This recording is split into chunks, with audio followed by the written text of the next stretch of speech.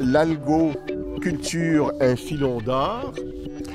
Elle est d'Isabelle Gendron-Lemieux, de Mérinov, le Centre d'innovation de l'aquaculture et des pêches du Québec, associé au Cégep de la Gaspésie et des Îles. Cette image a été réalisée, entre autres, en collaboration avec Lisandre Gilmore-Solomon et Éric Tamigno. Donc, j'invite Isabelle à venir nous rejoindre.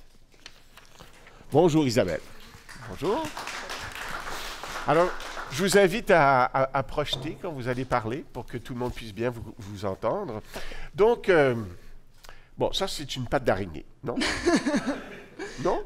Oui, ça ressemble peut-être à ça avec tous les poils, mais en fait, c'est une macroalgue, donc une algue macroscopique qui s'appelle communément le lacet de mer ou Corda phyllum.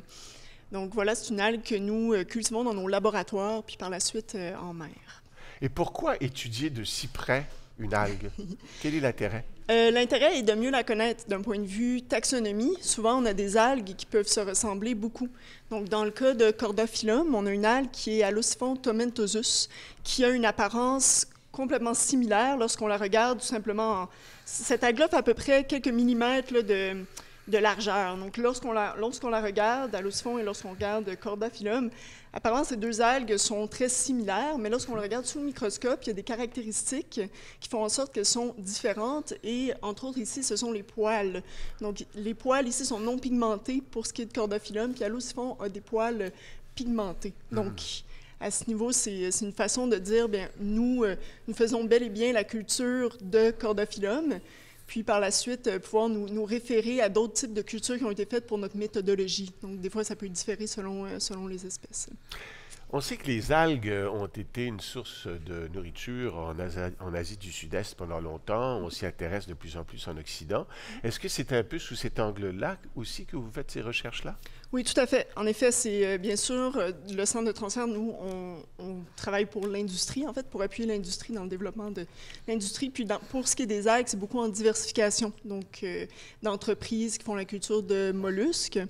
Puis, cette algue-là, entre autres, pourrait être intéressante d'un point de vue alimentaire. Il la consomme au Japon. En Europe, il tente de plus en plus en France qu'elle devienne une algue alimentaire. C'est plus compliqué là-bas avec la législation. Ici, on aimerait entre autres que ça soit ça, mais on doit tout d'abord faire des analyses de composition nutritionnelle aussi. Donc, on a un volet valorisation chez Mérinov qui s'occupe de regarder cette bébête-là, c'est quoi sa composition, puis comment on peut la valoriser. Donc, entre autres en alimentaire, ou aussi parfois par ces molécules d'intérêt.